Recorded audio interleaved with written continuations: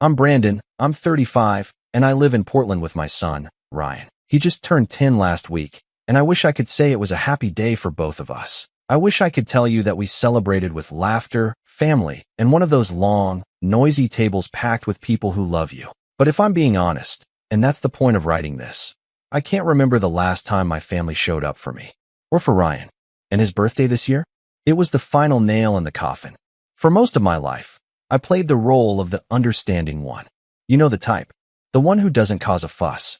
The one who forgives without an apology. The one who gets left off the group chat, but still RSVPs to the reunion. That was me for years. And for a while, I convinced myself that keeping the peace was better than rocking the boat. That if I just kept showing up, eventually they'd notice. Eventually they'd include me. I just had to wait it out. But something changed after Ryan was born. I think becoming a dad cracked open a part of me I'd been burying for years. I started seeing the patterns. Who got attention, who got forgiven, who was always expected to give and never receive. And for the first time, I started to feel angry. Not explosive, yelling into a pillow angry. No, it was a slow burn. A tired kind of rage that just simmers and simmers until one day, you look around and realize you're the only one standing in the kitchen and the fire alarm's been going off for hours. My sister, Megan, is the golden child. Always has been. She's 3 years younger than me, recently engaged, and absolutely the type to describe herself as a Santorini kind of girl in her Instagram bio. I could go on for hours about Megan's drama. The time she took our parents' car to Coachella and lied about it being stolen. The mysterious, lost tuition money from college that somehow reappeared as a Louis Vuitton bag on Facebook Marketplace.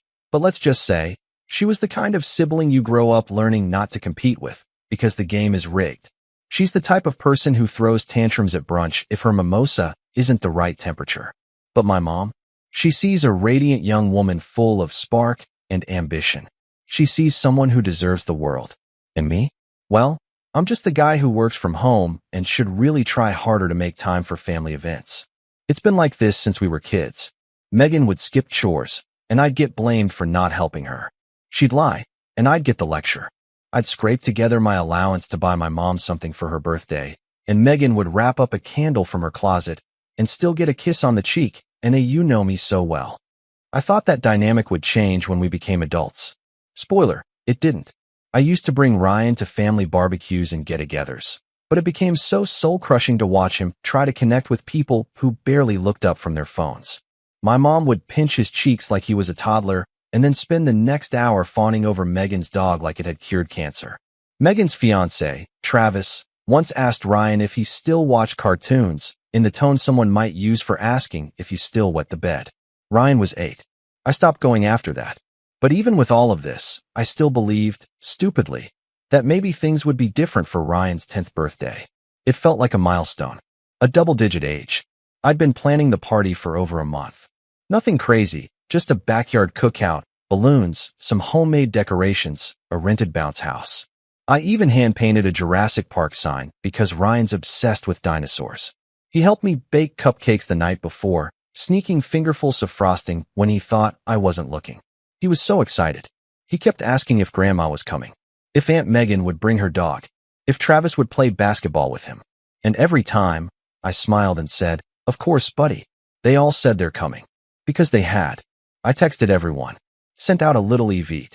Got replies. Got thumbs-up emojis. "Wouldn't miss it," from Mom.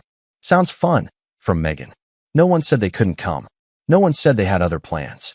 I even sent a reminder the day before. So we cooked. We set up chairs, blew up balloons, put party hats on the dog. Ryan wore the Jurassic Park t-shirt I bought him and kept checking the front window every 5 minutes. At 2 p.m., he asked if we could open the chips. "Just in case they get hungry right when they get here," he said. At 3 p.m., he wanted to light one of the cupcakes for a test run. At 4:30, he stopped asking and just went quiet. I kept making excuses. Maybe traffic. Maybe someone got sick. Maybe they're running late. But by 6 p.m., with the sun starting to dip behind the trees and the bounce house deflated in the grass, it was painfully clear no one was coming. Not my mom. Not Megan. No cousins. No uncles. No one. I tried to hold it together. I didn't want Ryan to see how much it hurt me, too. So I forced a smile and said, "Hey, More cupcakes for us, right? He nodded and said he was tired. He went to his room without asking to open his gifts. I sat there at the patio table, the paper plates fluttering in the wind, half a dozen untouched burgers going cold on the grill. I kept staring at my phone. No texts, no calls, nothing. I felt like I was 14 again, getting grounded for something Megan did, wondering how I was always the one left holding the bag. That night, I didn't sleep. I lay there thinking about all the birthdays I'd shown up for, all the holidays I spent running between relatives' houses, all the second chances I handed out like candy. I told myself it was worth it, that family mattered, that one day they'd appreciate me. But watching my son cry himself to sleep on his 10th birthday, that broke something in me. I was still chewing on that when, a full week later, I got the text from my mom. No mention of Ryan's birthday. No sorry we missed it. Or how did it go? Just a single message, with Megan CC'd in the group chat. Hey, Megan's wedding is coming up fast. We're so excited, 2 hearts, we need to lock in deposits for the resort in Santorini. It's $1,800 per person, so $3,600 for you and Ryan.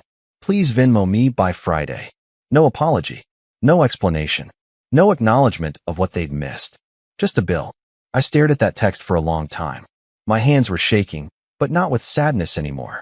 This time it was something colder. Something sharper. I didn't reply. I didn't even open the chat again.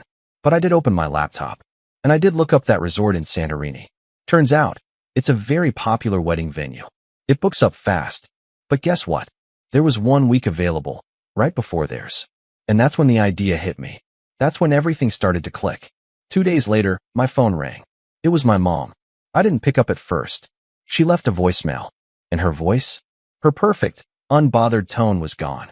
She was shrieking. That's when I knew she found out. But I bet you're wondering what exactly I did. Let's just say, it was the kind of move you only pull when you're done playing nice. When you're done being forgotten. And I wasn't done yet. When I finally listened to the voicemail, I didn't even recognize her voice at first. My mom, who usually speaks in that everything's fine, passive-aggressive customer service tone, was full-on yelling.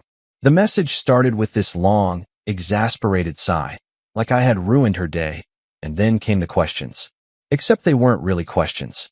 They were demands, accusations, and theatrical gasps all rolled into one voicemail. Brandon, what is this?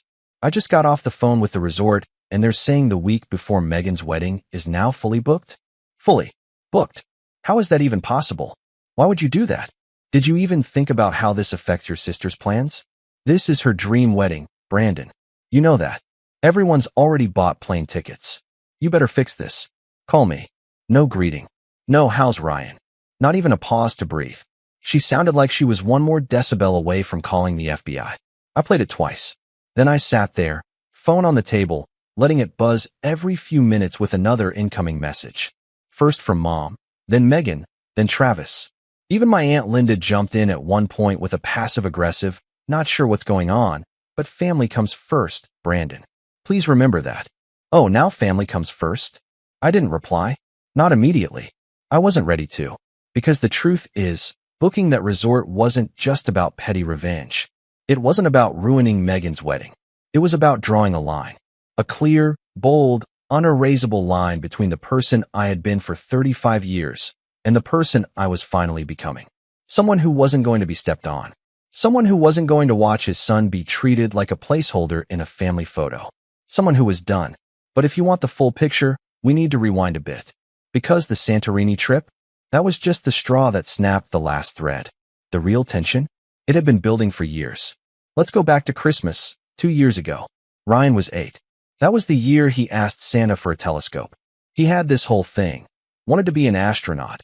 Was obsessed with Mars. Even made a little cardboard rocket in his room. I saved up and bought him a decent beginner telescope. Nothing fancy, but it had a digital eyepiece and came with a constellation guide. I wrapped it up in silver paper and waited for his face to light up. Christmas morning, we went to my mom's like always. Megan was already there, in full Instagram-ready outfit, matching pajamas with Travis, holding court near the tree. Her gifts were piled high, designer bags, spa gift cards, even a new iPhone from my parents. Meanwhile, Ryan's gifts? A puzzle, a pair of socks, a book he already had. I had to bring his telescope with me because my mom said, "Oh, I didn't know what he was into." The same woman who had been forwarded Amazon wish lists for 3 years straight. She watched him open it like it was a mildly interesting exhibit at a museum. "Oh, neat," she said, before turning back to ask Megan about her latest yoga retreat. Later that afternoon, Ryan came up to me and whispered, "Is it okay if I go outside and look for Saturn?" He was so careful with the telescope, cradling it like it was alive. I helped him set it up on the back patio. That night, when we got home, he told me it was the best part of Christmas. Not the food, not the tree, just sitting outside in the cold, looking for stars, while the rest of the family passed around a bottle of wine and talked about Megan's new influencer deal. That's how it always was. Megan announced she was going to launch a podcast. Everyone clapped. Megan posted a reel about wellness coaching, and suddenly she's an entrepreneur. I'd share that Ryan got straight A's. I'd get a polite nod. Mention that I picked up a new client for my freelance work. Crickets. And the kicker? Whenever I brought any of this up, any of it, Mom would act like I was being overly sensitive. "You know I love Ryan," she'd say. "You're just imagining things." I wasn't. The year before that, Megan's dog had a birthday party. A dog. With a 3-tier cake, custom party hats, and a doggy photo booth. Ryan and I were invited, of course. Not to celebrate, more to fill the guest list. Ryan spent the whole afternoon sitting at the edge of the yard while everyone cooed over the dog in a tutu. No one asked him how school was. No one noticed when he left early with a stomachache. You'd think I'd learn. But it's hard to give up hope, especially when you're wired to believe that family is supposed to matter. Then came the wedding. The Santorini announcement dropped last spring. Megan made this elaborate slideshow for the family group chat, complete with music, inspirational quotes, and photos of sunsets. She titled it, "Our Love Story, From Tinder to the Aegean Sea Ringed." I'm not making that up. Mom was gushing. "Oh, this is perfect, sweetie. I always knew you'd get married somewhere elevated. So chic." I asked, "Is this going to be affordable for everyone?" "It's pretty far." I was trying to be practical. Megan responded with a laughing emoji and, "Well, it's our big day. People can choose their priorities." Then Mom chimed in, "Exactly. It's a once-in-a-lifetime event. Everyone will make it work." Everyone. Sure. Just like everyone showed up for Ryan. I considered not going. I really did. But Ryan was excited. He didn't understand the politics. He just liked the idea of a beach and fancy food and maybe, being included for once. So I started budgeting, cutting corners. I even considered taking on extra work to make the $3,600 happen. Then the birthday happened, and everything crystallized. They hadn't just forgotten. They'd chosen to forget. And they'd do it again. I didn't want to fight. I didn't want to write a long text explaining how hurtful it was. I didn't want another conversation where Mom said, "Oh, don't make this about you." I wanted something they couldn't ignore. So I went on the resort's website. Santorini. Same one Megan had chosen. And I booked it. Same exact venue. Just 1 week before. I didn't say anything. I just made the reservation, got the confirmation email, and printed it out like a receipt from the universe. I told Ryan we were going on a vacation. Just us. Somewhere special. And that would have been the end of it. Until Mom found out. I don't know how she discovered it. Maybe she called the resort to finalize Megan's details, and someone mentioned our reservation. Maybe Travis's parents got wind of it. All I know is that 2 days after I booked, she blew up my phone like a wildfire. After the voicemail, came the texts. "Why would you sabotage your sister's wedding? This is a once-in-a-lifetime moment for her. I'm disappointed in you." And finally, the one that really sent me spinning. "You're being incredibly selfish. Ryan will ruin the vibe if you're there before everyone else. Please think about your actions." Ruin the vibe. My son, my 10-year-old, who cried himself to sleep on his birthday because no one came. He would ruin their precious Instagram fantasy. That's when the last of my guilt evaporated. I realized they didn't see Ryan as family. Not really. Not the way they saw Megan's dog. Not the way they saw Travis's brunches and biceps. Ryan was background noise. An obligation. Something they could smile at in photos and forget the moment the camera clicked. I wanted to respond. I really did. I typed out paragraphs. Erased them. Typed again. But in the end, I sent one reply. Just 3 words. "See you there." And that was it. The next day, Megan called me. I didn't pick up. Then she sent a voice note. Her tone was syrupy sweet, at first. "Hey big bro, so? I heard you booked the same resort as us. Kinda weird, not gonna lie. I mean, what are the odds, right? Haha. But just so you know, that week is kinda sacred for us. It's our vibe, you know? Our energy. It might feel a little off if people are already there. Especially with, like, kids and stuff. She paused, then added, I'm sure you didn't mean anything by it, but maybe you could reschedule? Just a thought. Love you. No apology. No, sorry we missed Ryan's birthday. Just a passive demand wrapped in a glittery bow. I didn't respond. And that silence? It's driving them insane. Every day since, the messages have gotten more desperate. First came the bribes. We'll cover part of your flights if you push it back. Then the guilt trips. Your grandfather would be heartbroken if this causes drama. Then the threats. If you don't cancel, you're not welcome at the wedding. But here's the thing. They already made it clear we weren't really welcome. Not at birthdays. Not at Christmas. Not at any table where Megan was the centerpiece. So now they'll know what it feels like. They'll walk into their dream resort with the white flowers and string lights and overpriced champagne. And they'll see me and Ryan, tanned, happy, and already checked out. And that's where we are now. 1 week out from our trip. 1 week before Megan's wedding. The storm is still building. And I haven't told them the rest of the plan yet. But I will. Oh, I will. I thought I was prepared for the fallout. I'd rehearsed it in my head a dozen times. My mom crying, Megan whining, the aunts side-eyeing me in group chats. I thought the cold shoulder and backhanded texts were the worst they could throw at me. But I didn't expect them to come for Ryan. That's what broke me. I hadn't told him much about the wedding drama. Not because I wanted to lie. He deserves honesty. But because he's 10. He still believes family means something. Still believes birthdays matter. Still believes adults make things better, not worse. So I kept it light. I told him we were going to Greece for an early vacation and to celebrate his birthday properly. That we'd be staying at a beautiful place near the beach, with lots of swimming and ice cream, and maybe even a boat ride. He was thrilled. The same kid who spent his last birthday quietly peeling off dinosaur cupcake wrappers was suddenly bouncing off the walls, asking if he could learn Greek phrases and pack binoculars in case we see dolphins. For a few days, it was peaceful. We were back in our little bubble, just the two of us. And for once, I felt like I'd made the right call. Then I got the email. Not a text, not a voicemail, an actual email, sent to my personal account and CC'd to a few family members. The subject line read, Concerns regarding Brandon's Santorini booking. Family discussion needed. It was from Travis. Of course it was. It read like a corporate memo. Polite. Cold. Weaponized professionalism. Dear Brandon, it's come to our attention that your recent vacation plans overlap with Megan's wedding in Santorini. While we respect your right to travel, several members of the family are concerned about potential tension and optics surrounding your presence at the resort just prior to the wedding. To avoid any confusion or discomfort, we kindly request that you reconsider your travel dates or venue. Megan and I have invested significant time and resources in planning a once-in-a-lifetime event. We'd like the focus to remain on the celebration, not on any perceived drama. As this affects multiple people, we've included a few key family members in this email so we can find a resolution together. Thank you for understanding. Travis. Attached was a PDF itinerary of their wedding week. Floral borders, custom fonts, the whole 9 yards. Like a magazine spread titled, How to Guilt Your Brother 101. I stared at it for a while.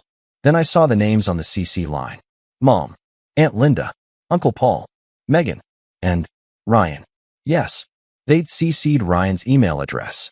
I created that address when he started online school 2 years ago. It's monitored, tied to my parental account.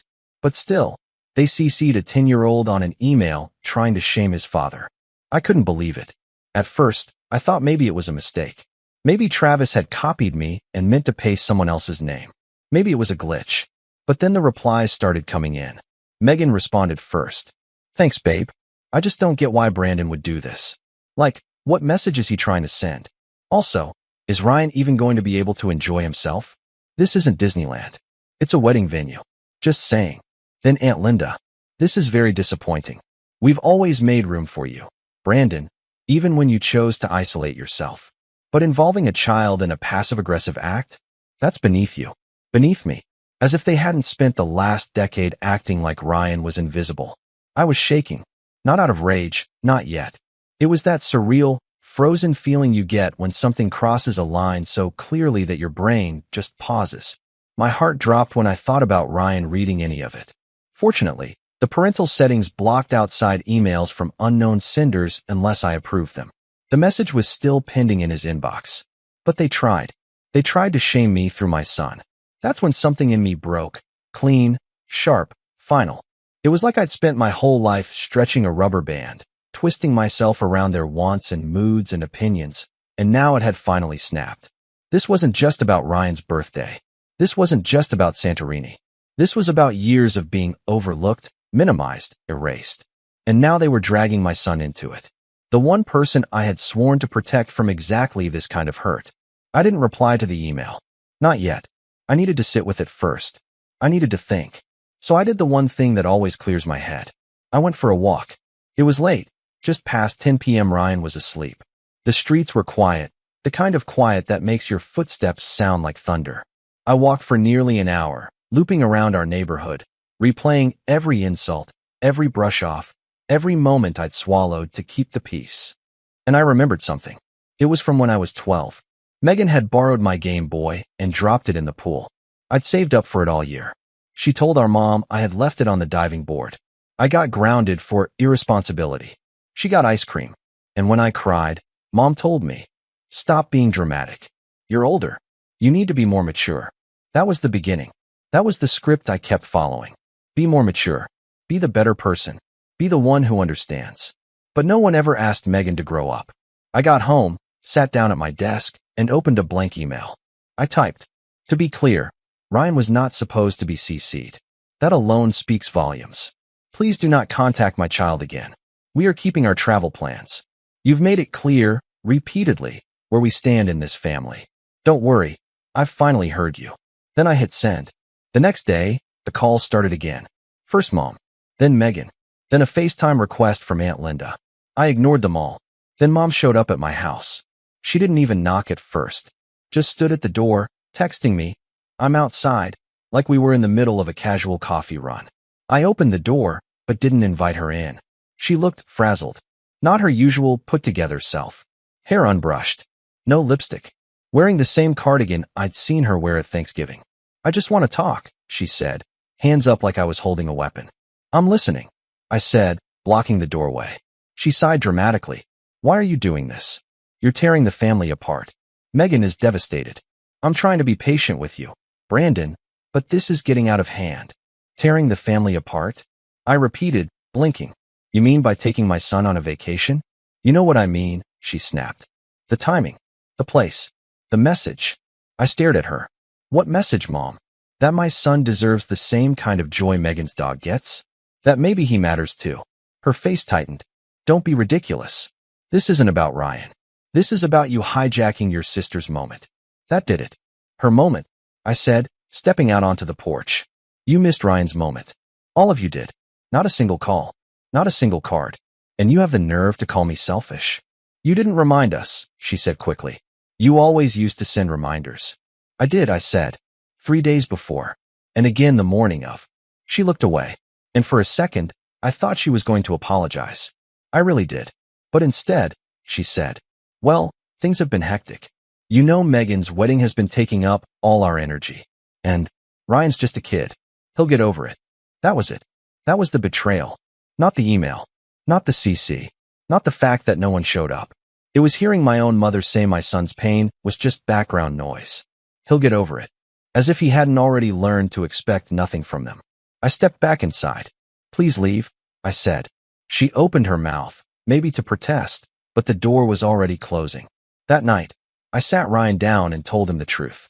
Not all of it, but enough. I told him we were going to Santorini, and that some people might not be happy about it. But that didn't matter, because he mattered more. He nodded slowly. "Is it because they don't like us?" I felt something twist in my chest. "No," I said, choosing my words carefully. "It's because they don't know how to show love the right way. But that's not your fault. And it's not mine." He looked at me for a long time, then said, "I'm still glad we're going." "Me too," I said, and I meant it. But the story doesn't end there. Because the wedding is still coming. And they're still planning something. I can feel it. And so I started planning too.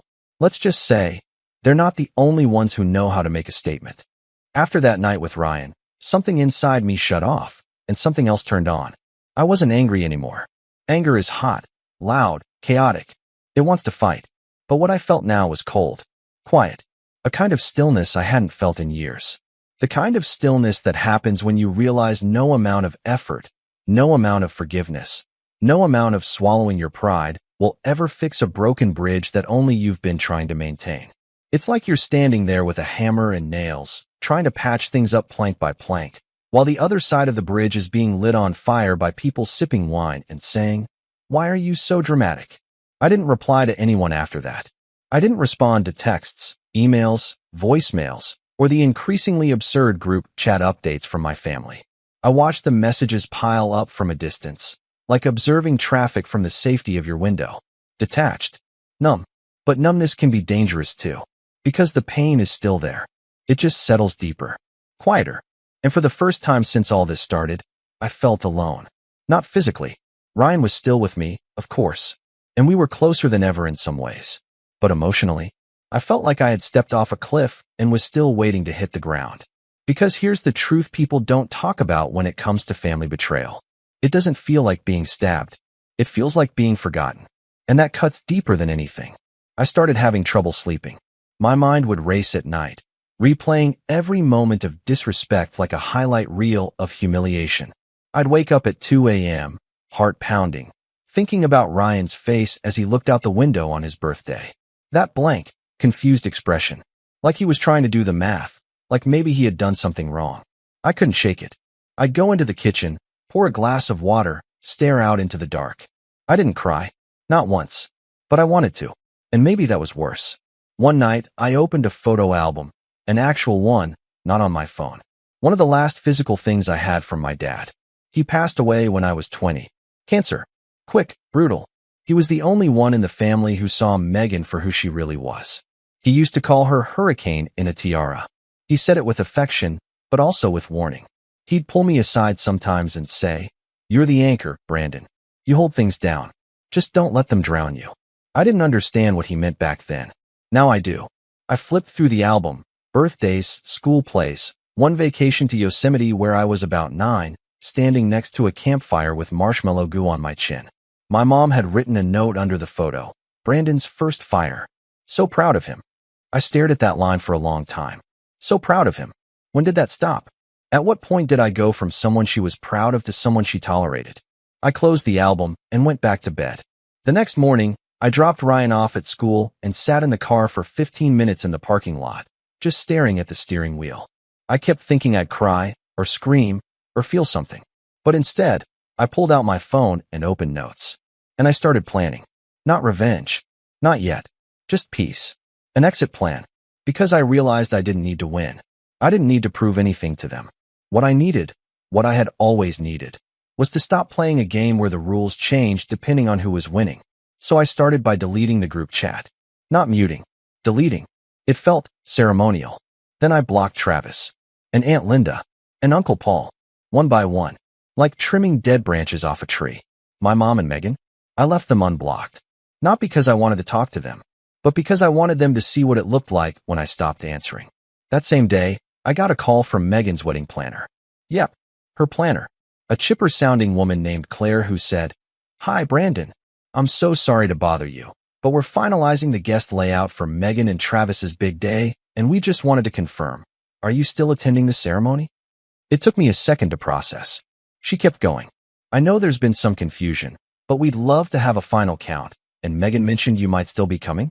We're trying to reserve the seating around the pool deck. Super exclusive, and she said your presence would be, quote, a disruption if not handled early." I laughed. Out loud.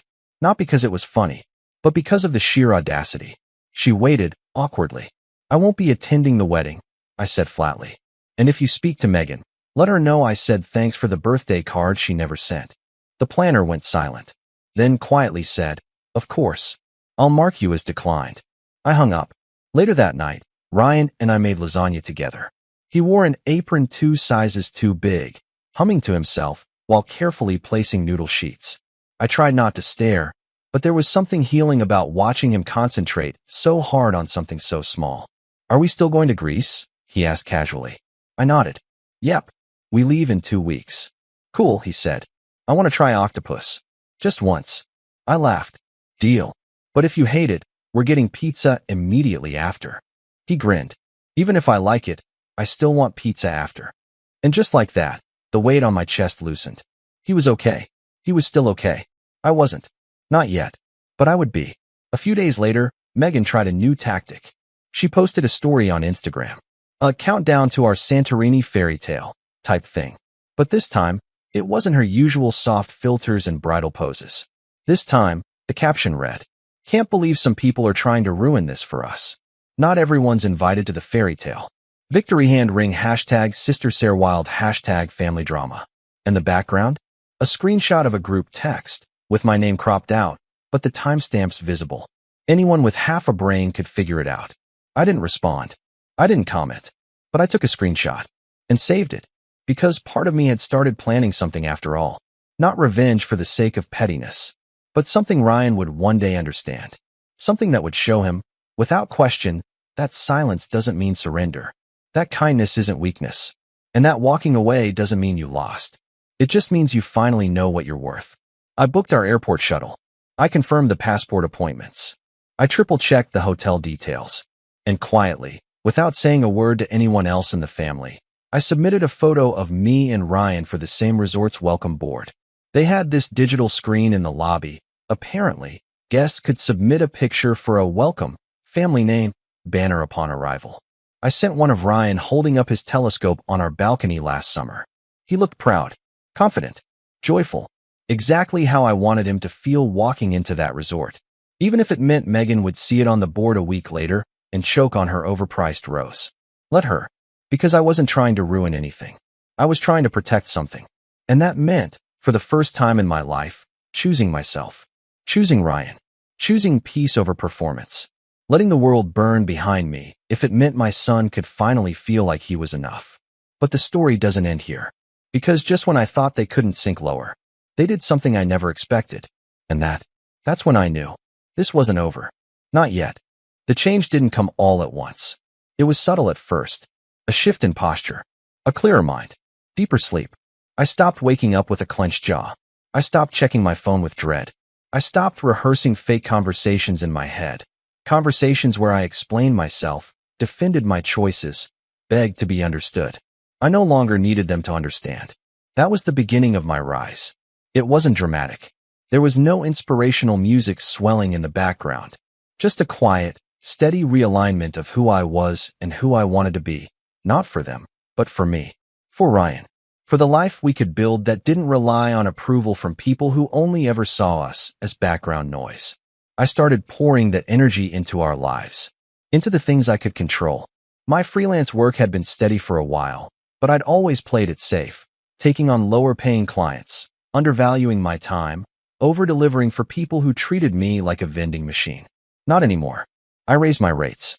I cut out the time wasters.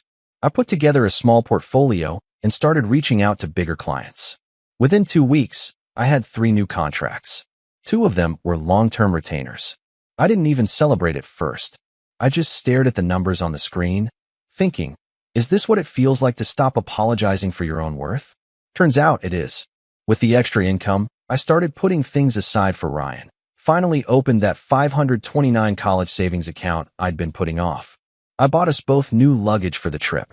I even replaced the washing machine that had been slowly dying for a year and a half. I didn't realize how much I'd been operating in survival mode until I wasn't anymore. Ryan noticed too. He started smiling more, sleeping better. He'd come home from school with drawings of Santorini, blue domes, boats, stick figures with speech bubbles that said, "Opa," and "I like octopus." He was counting down the days on a whiteboard in his room. He even started packing a week early. Every night he'd take things out, rearrange them, put them back. He made me promise to pack his telescope, even if we had to leave behind our own shoes. "I want to see the stars in Greece," he said one night while brushing his teeth. "They probably look different there." "They do," I said, though I wasn't sure. "But you'll still recognize them." He nodded. "Good. Then it'll feel like home." That hit me. He wasn't just excited about a vacation. He was craving belonging. And he'd already stopped expecting to find it at home. That lit a fire under me. I started looking into schools in other states. Just for fun at first. But then I saw a charter school in Colorado with a science-focused curriculum and an astronomy lab. It had great reviews, small class sizes, a wait list. I put us on it anyway. I wasn't committed to moving yet. But for the first time, it didn't feel impossible. It didn't feel like I was trapped. If this whole mess had taught me anything, it was that staying somewhere just because it's familiar is not the same as being rooted. Familiarity is not the same as family. And speaking of family, they had gone quiet.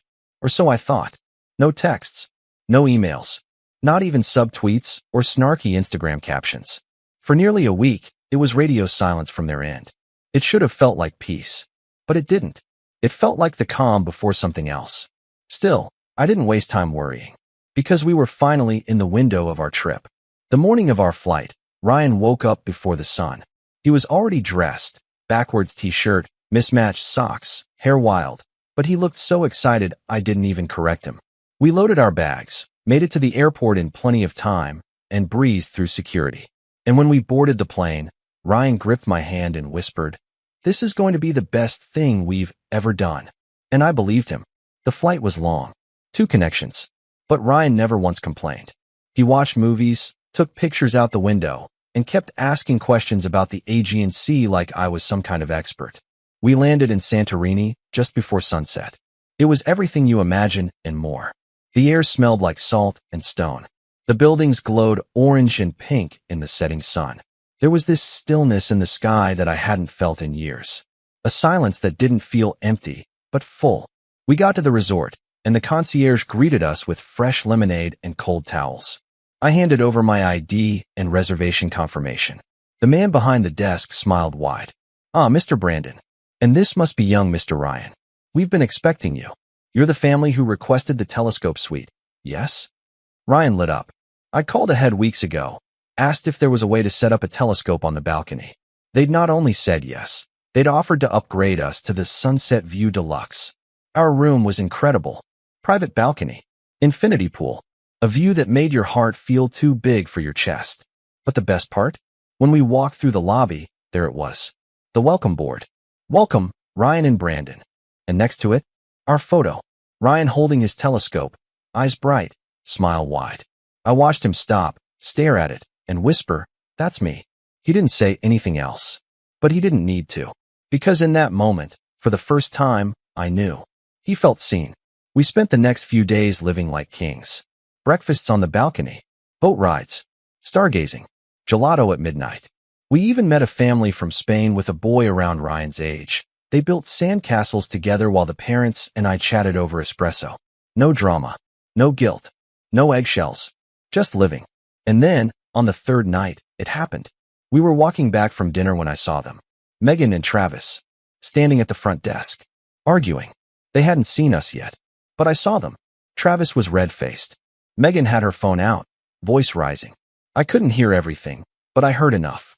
"We booked months ago," she was saying. "There's supposed to be exclusivity during our wedding week." The clerk looked nervous. "Yes, ma'am, but your reservation begins next week. This is still a public week." "Then why is he here?" she hissed, jerking her head in my direction.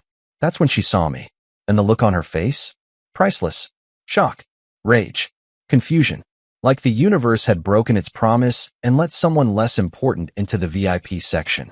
She opened her mouth, but I didn't stop. I just turned to Ryan and said, loud enough to carry, "Come on, buddy. Let's go look at the stars." He nodded. "Can I show them the Big Dipper again?" "Absolutely," I said, and we walked past them like they were invisible. That was the moment.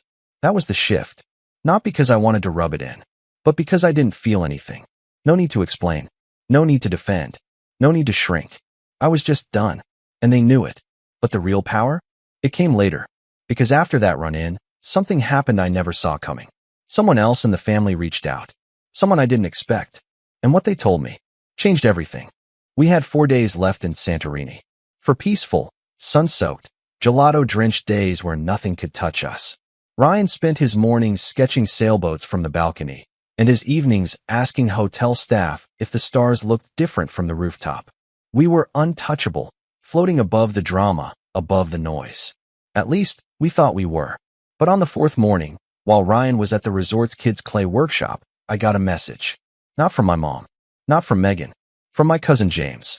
Now, James was always a bit of an outlier. He's 5 years older than me, grew up on the same side of the family, but never really played the golden child game. He moved out of state in his 20s, rarely came to holidays, and always had this quiet, almost annoyed look at family gatherings, like he was just visiting Earth and would leave soon. He was also the only person who sent Ryan a birthday card last year. Just a postcard with a robot on it, and the words, "Keep being awesome." His message was simple. "Hey, been hearing stuff. You around?" I hesitated. Was this another trap? Another attempt to guilt me, dig for details, or maybe bridge the gap on behalf of the family? I didn't reply right away, but then another message came through. Might want to know what Megan's pulling. It's bigger than the Santorini overlap. Give me 10 minutes. That got my attention. I called him. No small talk. No fake pleasantries. Just, all right. I'm only saying this once. You ready? Go, I said. Okay. So, Megan's freaking out. Not just because you booked the resort the week before the wedding. That's part of it, but there's more. Apparently, she told the resort you were crashing her event. She claimed you were a bitter ex-guest who was trying to harass her family after being disinvited for aggressive behavior. She even sent them an email with screenshots, some chopped-up version of your text about Ryan's birthday, and that joke Instagram caption she twisted into a threat. My stomach dropped. What? She tried to get your reservation revoked? Man, James said. Like officially banned from the property. Claimed you were using your son to cause emotional distress for the bridal party. The only reason they didn't act on it was because one of the managers noticed your photo submission, the telescope one. He said it didn't match the story. So they flagged it instead of canceling you. I sat down on the edge of the hotel bed, blood draining from my face. She tried to blacklist me? She tried to erase you. From your own trip. There was a long silence between us. And then James said something that turned everything sideways. I only found out because Mom, Aunt Rachel, was on the call when Megan bragged about it. Said it was the cleanest way to eliminate distractions before the wedding week. Like you were a smudge on her canvas. I didn't know what to say. I felt a strange mix of emotions, shock, betrayal, disgust, but mostly a strange sense of clarity. Megan had finally shown her cards. All of them. There was no gray area now. No plausible deniability. No, maybe she didn't mean it that way. She meant it. And I'd just become a threat to be erased. That was the moment the story shifted again. That was the moment I stopped trying to stay above it. Because some people mistake peace for weakness. Some people need a reminder that silence isn't surrender. So I took a deep breath and said, "James, what do you think about giving Megan a wedding gift she'll never forget?" He laughed. "I was hoping you'd say that." That night, we planned. James had been keeping tabs on family group chats. Not part of them, but his mom would forward him Megan's messages and drama outbursts like it was TMZ. He had screenshots, conversations, even a few email chains between Megan and the resort coordinator. She'd been using our family name to demand comped upgrades, early access, and privacy clauses for her guests. She had even claimed she'd rented out the whole top floor of the resort, when in reality, she only reserved 4 suites. It wasn't just entitlement. It was fraud. She had sold this fantasy wedding to her followers, vendors, and even a small bridal partnership brand who offered to sponsor a portion of the event in exchange for shout-outs and photos. And she had inflated everything, from the venue size to the number of attendees. Claimed they were hosting 200-plus guests. James told me the actual guest list was closer to 47. She even hired a fake PR team email account to send inquiries on her behalf to local media outlets in Santorini, pitching a viral love story turned travel destination wedding. She wasn't just planning a wedding. She was staging a brand launch. And any blemish to the illusion, like, say, her older brother vacationing with his son in the same resort a week before, was a threat to the entire narrative. It all clicked. The desperation, the anger, the sudden silence. Megan wasn't just embarrassed. She was exposed. James sent over everything. Screenshots, PDFs, email threads, even a voice memo from Aunt Rachel saying, "She's really going overboard this time. If this implodes, I'm not covering for her. Let her deal with the mess." And right there, at the center of it all, was her lie about me. About Ryan. That I was using my son to emotionally damage her. That was unforgivable. But it was also useful. Because now I had leverage. I wasn't going to ruin her wedding. That would be too easy. No, I wanted something better. I wanted truth. I wanted exposure. But more importantly, I wanted to make sure Ryan saw, without a shadow of a doubt, that standing your ground doesn't mean becoming cruel. It means becoming unshakable. So here's what I did. I called the resort's guest relations manager the next morning, the same man who had welcomed us with lemonade. His name was Leo. I told him everything. I told him about the email smear campaign. I told him about the manipulated screenshots. I told him about the fake influencer brand claims and the wedding guest count inflation that could reflect poorly on their venue if it ever hit social media. And then I sent him the evidence. All of it. Leo was silent for a long time. Then he sighed. I knew something didn't add up, he said. We don't appreciate being misled, especially not when other guests, like yourself, are being targeted. Leave this with me. He didn't say what he'd do. He didn't have to. 2 hours later, I got an email. Subject line, update to your stay, with compliments. They upgraded us again. Penthouse suite. Private plunge pool. Full spa access. Complimentary photography session. And this time, the welcome banner in the lobby changed too. It now read, Welcome, Brandon and Ryan. Thank you for choosing truth. No way that was a coincidence. That evening, I took Ryan down to the beach. We sat in the sand, watching the waves roll in, the sky turning amber and gold. He leaned his head on my shoulder. Dad, he said, do you think they're still mad at us? I smiled. I think they're confused, I said, because they thought we needed them to be happy. He was quiet for a moment. Do we? I shook my head. Not even a little. And he smiled. But the story isn't over. Not yet. Because Megan's wedding is in 3 days. And she doesn't know what's coming. I'm not going to ruin her wedding. I'm going to let her. And I'll be there when the truth walks through the door. We spent our final night in Santorini as if nothing was happening. Ryan and I had dinner at a cliffside restaurant, just the two of us, overlooking the water while the sun melted into the sea like it knew how to take its time. There was a violinist playing something slow and soft nearby, and Ryan kept dipping his bread in olive oil like it was dessert. For a moment, I forgot that just a mile down the coast, Megan's dream wedding was finally beginning. She'd arrived 2 days after her meltdown in the resort lobby, and from what I heard from Leo, and later James, she'd been a hurricane ever since. Apparently, there had been drama about the welcome bags. These aren't my brand colors. A tantrum about the flower arrangements being too Grecian, and a loud public argument with Travis over the exact angle of their drone shot during the vows. That last one happened in full view of a handful of early arriving guests. But Megan was determined. She powered through with the same energy she always had when she wanted to bulldoze over reality. If something didn't fit her vision, she forced it. If someone challenged her version of events, she rewrote them. But this time, she couldn't write me out of the picture, because even though we'd already checked out of the resort, I hadn't left Santorini. Not yet. See, the revenge had already been set in motion. And the best part? Megan herself had handed me every tool I needed. Let's rewind 2 weeks. Before we flew out, when I was sitting in the kitchen at 2 a.m. thinking about all the things I could do to fight back, one idea had lodged itself in the back of my mind and refused to leave. What if her brand sponsors knew the truth? Not in a spiteful, public embarrassment kind of way, but in a quiet, professional, ruin your influencer credibility kind of way. So I did some digging.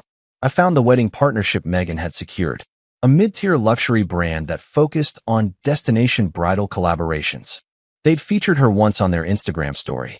In exchange, she was supposed to tag them in wedding photos, write a blog post, and produce behind-the-scenes content about her luxury wedding process. They even announced it, proud to collaborate with at Wanderlust Megs for her romantic Grecian ceremony this fall. That blog post never happened. Why? Because part of the brand's terms included full disclosure about event details, actual headcount, venue transparency, and no misrepresentation of costs. But Megan had lied. According to the documents James forwarded me, she'd told them the guest list was at least 180, not counting media or vendors. She'd even claimed she was renting out the entire resort for the week, which was a lie. She had 4 rooms booked. 4. And not only that, she tried to remove another guest, me, by claiming I was a safety concern. So I compiled everything. I put together a clean little folder of documents. Screenshots of Megan's fake headcount emails. The email where she tried to smear me to the resort. Photos proving I had stayed at the resort peacefully with my son. Receipts showing I booked first. Screenshots of her Instagram captions referencing her exclusive buyout of the resort. A quiet email from the resort manager verifying that no such buyout existed. Then, I wrote a short, professional message. Hello. I'm writing out of concern regarding one of your current wedding collaborators. I'm not affiliated with your brand, but I recently became aware of a situation involving misinformation provided to your team by a partner, which could reflect poorly on your organization if left unaddressed. I've included a few documents that clarify the discrepancy between what was promised and what was actually delivered. I have no intention of publicizing this. I simply believe your team deserves the opportunity to review the facts internally.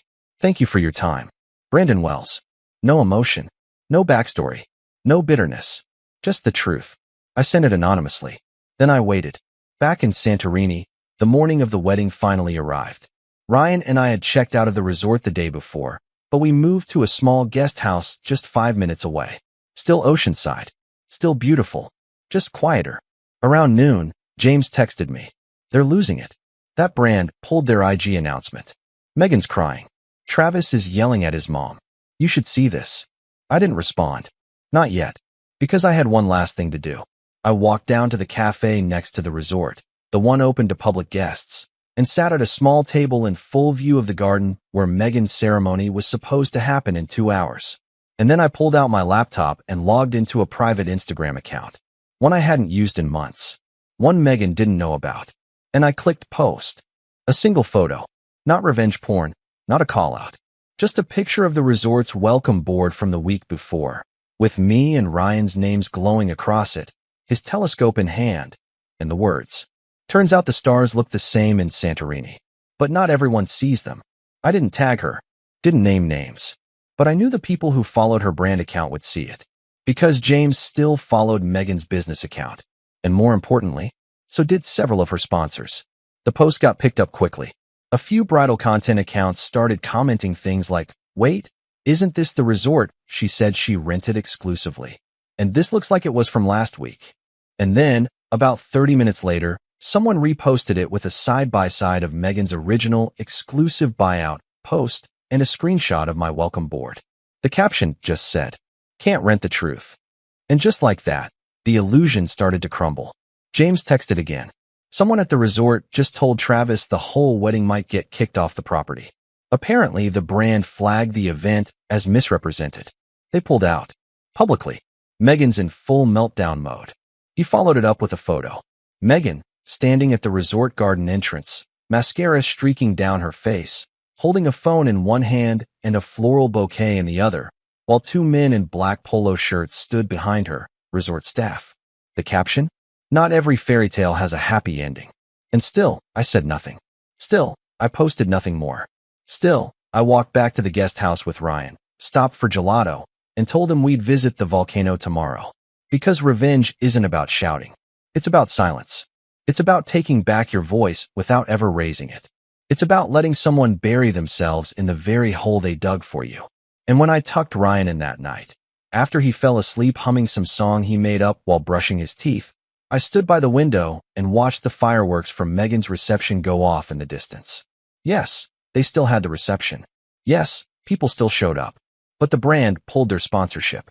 The photos wouldn't be featured. The blog post was canceled. The luxury influencer launch collapsed before it began. And the resort? They didn't comp the event. They charged Megan for everything. Because the minute her sponsors pulled out, the venue saw no benefit in playing nice. But I wasn't done. Not quite. Because one final surprise was still waiting for her. And this time, she'd have to look me in the eye. I'll tell you about that next. The morning after the wedding, Santorini was unusually quiet. The resort's usual buzz, the soft chatter of guests at breakfast, the clinking of espresso cups, the occasional drone of wedding photographers lining up beach shots, was absent. In its place, an atmosphere of tension, the kind that lingers after a storm clears, but before the damage has been fully counted. Ryan and I were scheduled to leave that afternoon, but we took our time. No rush. We had brunch at the same cafe, the staff now smiling at us with a kind of quiet respect. Maybe they'd heard the story. Maybe they'd simply noticed we were the only family in the last 2 weeks who didn't shout at a waitress over lukewarm wine. I hadn't planned to see Megan again, but fate, or maybe karma, had other plans. We were finishing up our meal when I heard a sharp voice behind me. There you are. I turned. Megan stood 10 feet away, sunglasses on, hair pulled into a tight, defensive bun. No makeup, no audience, just her. And behind her, walking a cautious 3 steps back, was my mom. Of course. Megan stormed up to the table, arms folded so tightly it looked like she was bracing herself from the inside out. You think this is funny? She hissed. You think you won something? Ryan looked up, confused. Megan, I said calmly. Not here. No, she said, eyes flashing. You don't get to control the scene anymore, Brandon. You ruined the most important weekend of my life. You made me look like a liar. You are a liar, I said, still calm. And you didn't need my help to prove it. She blinked.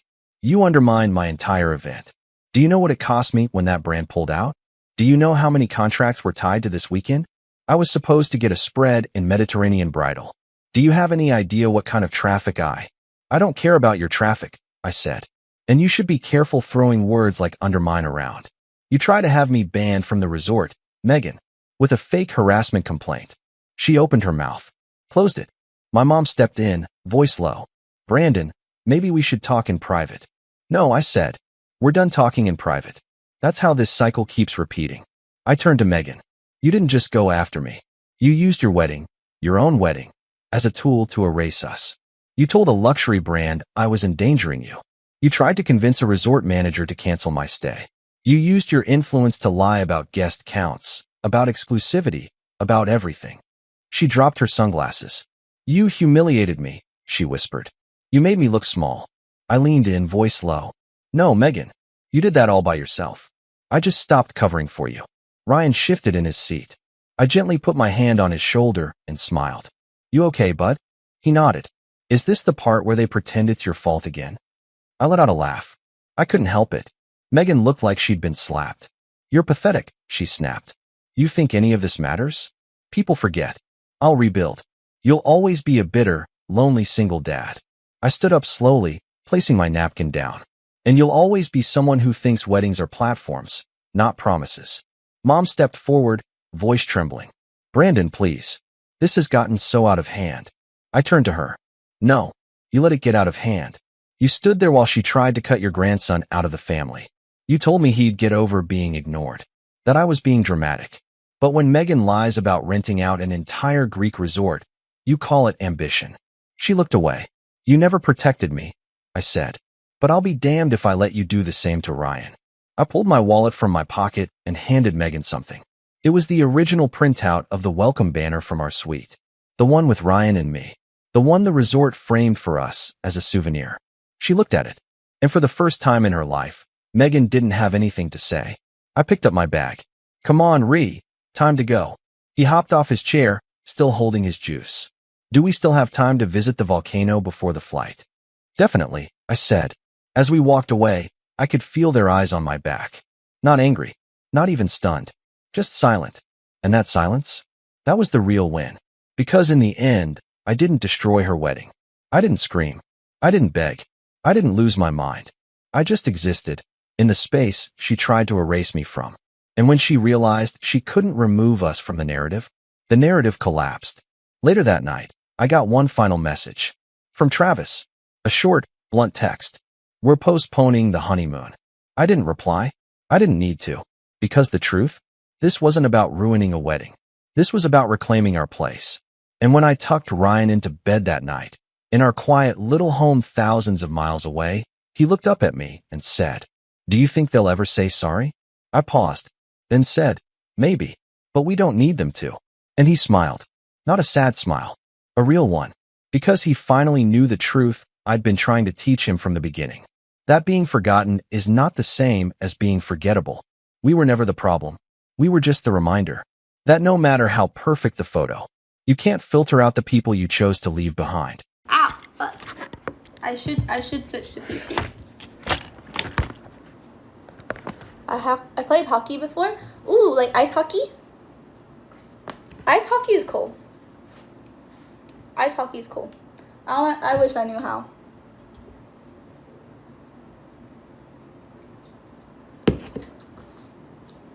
Wait, but I had to do a spicy noodle challenge. I don't think I should do the spicy noodle challenge here. Like I feel like I should do it on my phone. Or what? Do you guys think I should? What? Not as cold as me? Is it 2% too? No, it's not. Wait. How is your meal prep? My meal prep was really good. Wait. Fuck.